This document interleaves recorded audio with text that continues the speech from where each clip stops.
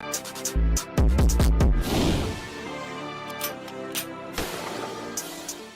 guys are now tuned into the RIA podcast. With me today is my co-host, as always, Hector61. And today we have a very special guest joining us live on Zoom. This Trinidadian American-born native has had a passion for cinematography early on in his young career. His visuals and content have been noticed by not only his peers, but one of the most biggest notable outlets to ever hit film. Last year, he was featured on a Japanese digital media magazine and Voyage LA magazine for his unique and edgy directorial work. He also helped film and direct music videos for Bestie for LA music collective Stir Fry Boys, which led to a placement on Billboard. Other than that, he's here today to talk about his production crew, Aroy Productions, and pretty much everything that has to do with his own cinematography process and career. And he's actually a really good friend of mine from high school. Let's give a big round of applause to the talented Jared Bishop. What's going on, man? How are you? Oh, yeah, what's on, people? How we doing? So I'm talking about. It's good to see you. Good to see you, Mateo. How you doing, man? Good, man. It's good to see you too, man. How you feeling, Jay? Especially under these circumstances. I'm feeling good, man. Yeah, despite the circumstances, we as good as we can be, you know. All right, man. That's perfect. I hear that. Mm-hmm. I was before we start, I was actually gonna ask you, Jared. How is living in LA a little different from NY?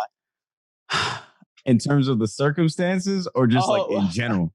I mean, you can kind of, if you can do it in a like brief term, if you can cover both. Because I lived in New York long enough to understand the people and the environment, and I could just imagine like what it's like for y'all right now in terms of like the virus and like, because people from New York, they're already like just about their business. They don't want to fuck with. If I don't know you, I ain't gonna fuck with you. I'm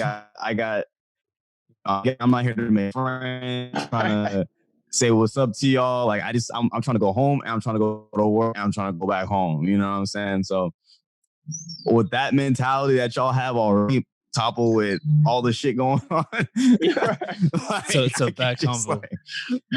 I will say that I feel like in LA we're handling it a little better because like in LA we're just normally like just kind of go with the flow. We just be chilling, you know, like, you know, smoke some steam, you know. We just cool, man. We'll go with the flow. But I hear that. Man, I just it's so funny that you brought this up too, because I was just thinking about when I used to live there and how like the energy is just different, bro. Like y'all so much more about y'all business. Y'all don't do extra shit. Like in LA, we have enough time to like, you know, we want to go to the store, we're gonna kick it with our homies. Hey man, we might go to the beach, just kick it for, you know, all day. Right. But y'all, beach is a big one. Y'all like doing that shit. Right. You know what I'm saying? Y'all might have an extra day. Y'all play some b-ball with your homies or something like that. But like, you know, it's either school, home, or whatever you got to do. Kick it with your shorty. That's it. Mm-hmm. No. You know the funny thing about that is kind of like it's funny that you say that because it's kind of like vice versa for us over in New York. In a sense, the dream is to make it to LA. You feel me? Like to make it over to LA. And if you ask like LA natives, they'll say, "Nah, my dream is to come to NY because bro, it's the same shit. Like everybody from LA wants to live in New York. Everybody in New York wants to come to LA. So right. No, I get you. I get you. Yeah. But speaking of which, bro, so initially, we're gonna kick this off. Initially, you as a director and cinematographer, you're used to traveling around. So being around and meeting new people is kind of normal for you. That it's nothing new. So how would you say you've adapted since the start of COVID and moving forward? How do you think this affects like your own filming? So when COVID first you know started or whatever, I thought I wasn't gonna be working at all. I thought this is kind of like the end of everything, you know what I'm saying? Like this is it. There was a point in time where I was just like sitting in my bed, like no one was hitting me up for videos. Like I was just kind of like, you know, and you know, I started like writing for some reason. I don't know. I'm not even a writer. I just started writing. Like I've been writing this article. I've been trying to like do other shit, and it got to a point where I was like, man, like I can't really like, because it was kind of getting me down a little bit. I'm not gonna lie, like, what's it called? You know, like you said, you can't travel, you can't really meet people, and that's how I get my business. Like, before this whole shit happened, like I would just go out and kick it with the homies. We go to like a club or like a bar kind of dance type party venue, whatever. There's usually people there, and they always got like something going off, after the party or whatever. So go to somebody's crib, we just kick it with them, and you just meet people. And the people that you meet, they're either like, dope musicians, photographers, artists, all kinds of stuff. And first you vibe with them because everything is the vibe, you know what I'm saying? Meeting people in person, oh, this person's cool. And then you find out, oh, and you do dope shit. Like, we should work together, and either they got a little change on them, they'll throw you some bread for the videos that you do, or, you really vibe with them and like we could just like collab. We should just like make shit. Let's try to make you big. So when you're big, you can have me. But you know what I'm saying? Yeah. And you can't do that. You can't do that shit anymore. Like it's just that's out the window. Absolutely. And but I was like, man, I can't let that shit get me down, whatever. And there was a day where I just started like hitting people randomly on Instagram, like, yo, like when this shit is over, like hit me up for a video, like, so that kind of kept me going in terms of this, because there's something on the other side of the whole COVID shit. And that was like when it first started, like 2-3 weeks. And now things are actually starting to pick up a lot more than I thought, because the huge corporations can't.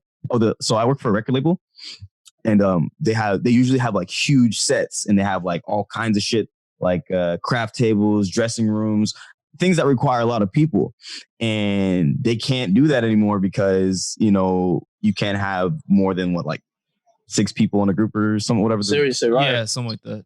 And the way that me and my partner shoot, my roommate, we were very guerrilla style. Is people max, and they'll have him and I come on and be like, all right, can you guys just like get some stuff real quick? You know what I'm saying? Like I did something for you guys know Tiny Desk, NPR? No, actually I do. Yeah, I do.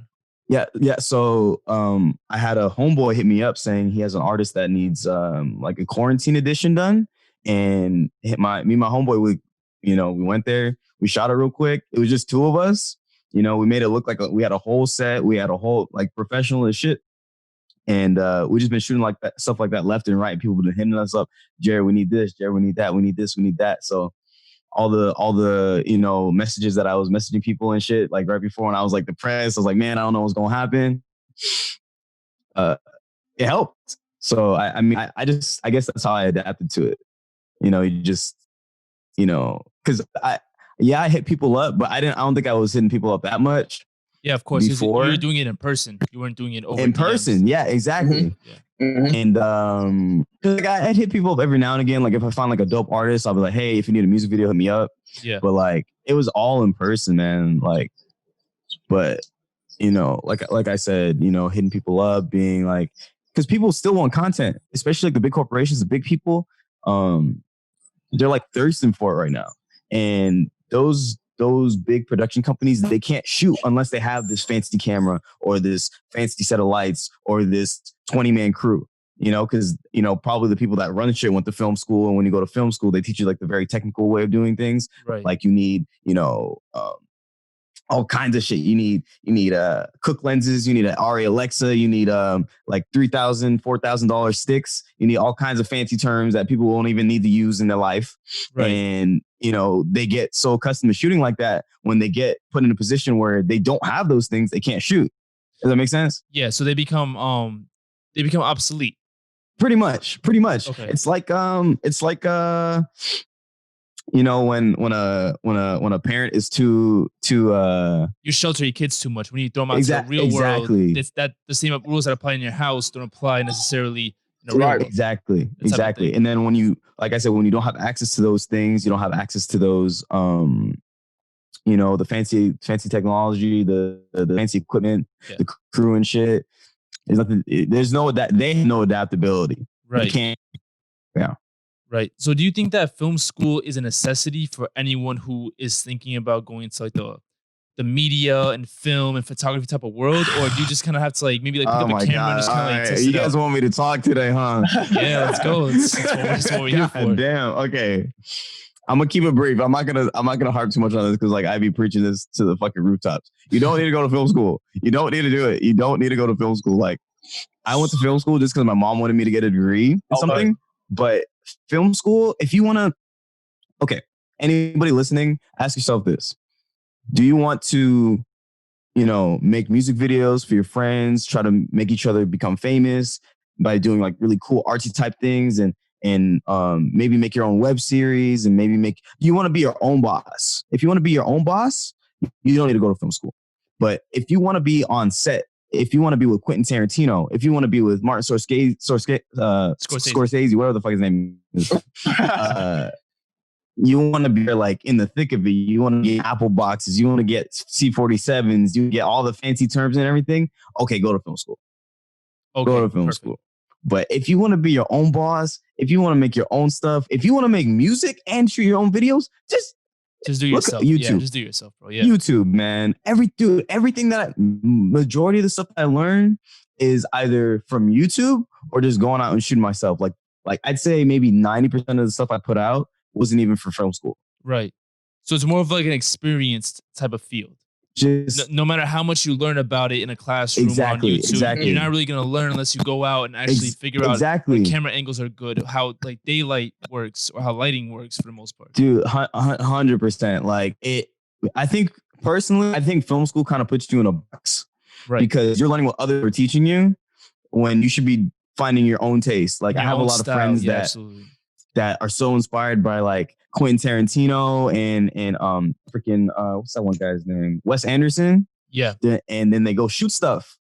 Whatever the class project was, they go and shoot it. Right. And then they're just beating themselves up. They're like, man, how come it's not like Wes Anderson? How come it's not like Quentin Tarantino? Because you're not Wes Anderson. Because you're not Quentin Tarantino. Right. And that's one thing I'm kind of glad for being like sort of sheltered as a kid, because my parents, they're from Trinidad, so they don't play that shit. Like, you getting no TVs during the week. You getting your ass beat if you do anything wrong. Yeah. Like you don't even want to try to do anything wrong. So you're not trying to watch TV. You're not trying to play video games, whatever, blah, blah.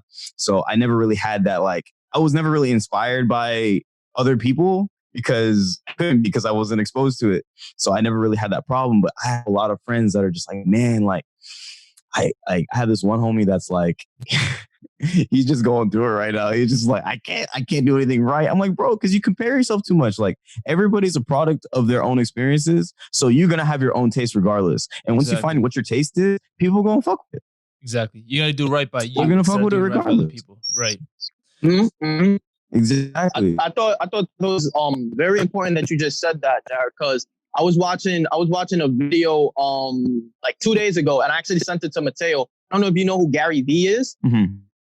He actually said something like inspirational, where he was like, I think a lot of the problems right now for millennials and the generation Z after them is that they love to keep count and they're constantly judging themselves. Yeah. And the problem is that you're running in circles, and you know that when you run in circles, you're never going to get anywhere. Yeah. Like, and you don't wind up finding that passion. You don't wind up ever thinking whatever you make is good enough, because you're constantly envisioning being somebody else. So I like that you brought up the Quentin Tarantino, the Wes Anderson reference, because I think it's important that people stop, almost like labeling themselves and looking towards a certain image that they want to portray, but they have to find themselves first. They have to really know what they want to do. Exactly. Find the passion for it. Exactly. And here's the thing, like, I'm not saying don't be inspired, and I'm not saying don't try to get any kind of creativity from anybody else. What I'm saying is you need to find it within yourself too. You know what I'm saying? Because people become too much of admirers rather than, contributors. That makes sense? That makes perfect sense. Yeah, man. So let's go into how did you get into cinematography? Because you mentioned before, like, you weren't watching that much TV because your parents were really strict. So how did you even get like the idea of thinking about, hey, maybe I can do this? Dude, like I'll just take it from the top. Like so I was going to college before I went to film school, and I was studying like microbiology, or like, I don't even remember. It was like some science shit. Yeah. And right before I went to college, I had made this video I put on Twitter, and it was like a little skit. Like, it wasn't anything crazy, and it was like, with my phone, and I had always had ideas for skits and stuff. And I was like, man, I should probably just like shoot like a skit or something. And I made that video, put it on Twitter, and it got like 100 retweets. And I was like, hey, that's tight. Like, I'm trying to be Twitter famous now. Yeah. And while I was going to school and everything, while I was in college, I was all trying to like make like that next viral shit. And I was like really into trying to be like Twitter famous for like a small period of time. And then I started making like longer skits like on YouTube for fun. And that's why I met my roommate. I met my my other homeboy Dan, and we just started making all kinds of skits. Like we were banging a skit out like every week. Like, we were having so much fun. I was like, man, this is like the first time I ever really enjoyed myself like doing something, because I think growing up I was forced to do a lot of stuff and I was never really able to do something that I wanted to do. This is the first thing that I was like, okay, this is something I actually enjoy.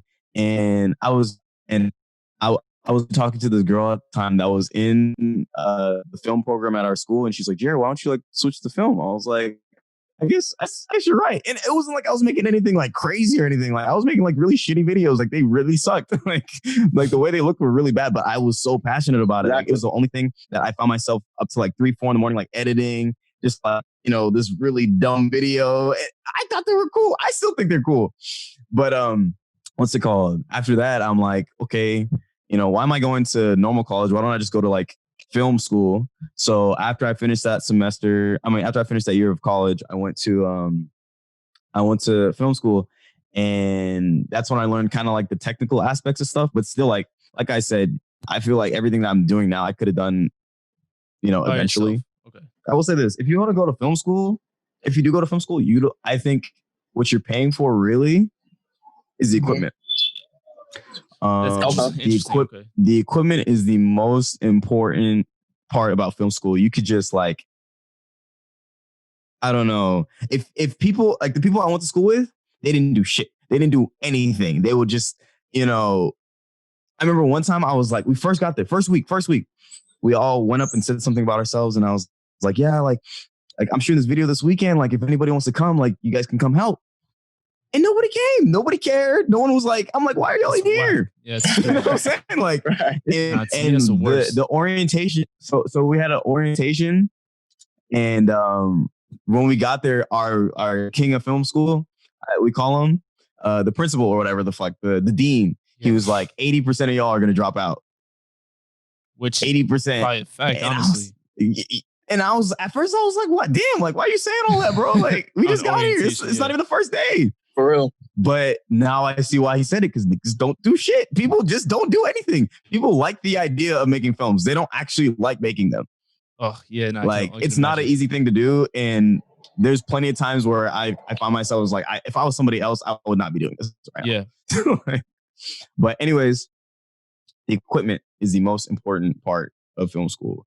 Use the equipment. Anybody listening that's like interested or, cares about what I'm saying right now, use the equipment. If you go to film school, you need to be shooting something every fucking weekend to be perfect. And I think that's another people try to, everything they make, they try to make it like the movie. They try to make it the next big film.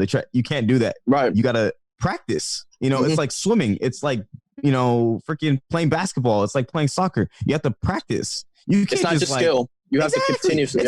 It's like if you try to. It's like if you make a film, right? Mm-hmm. And you're like, I want this to be the next big Get Out, okay, or the next big what's a big movie? A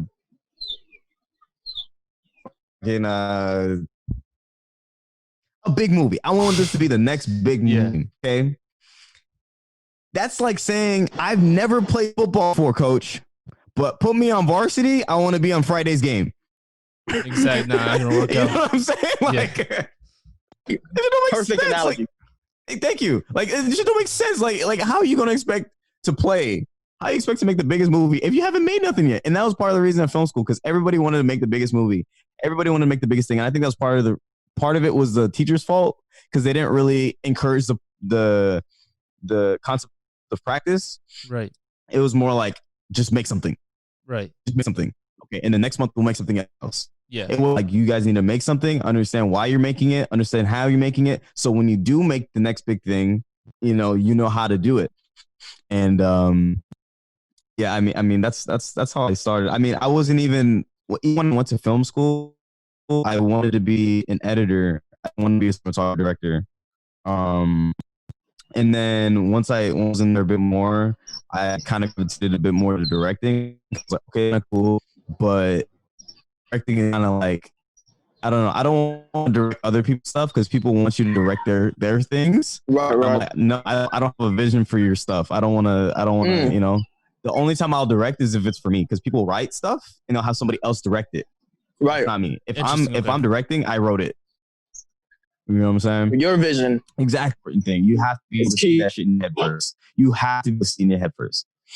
And what's it called?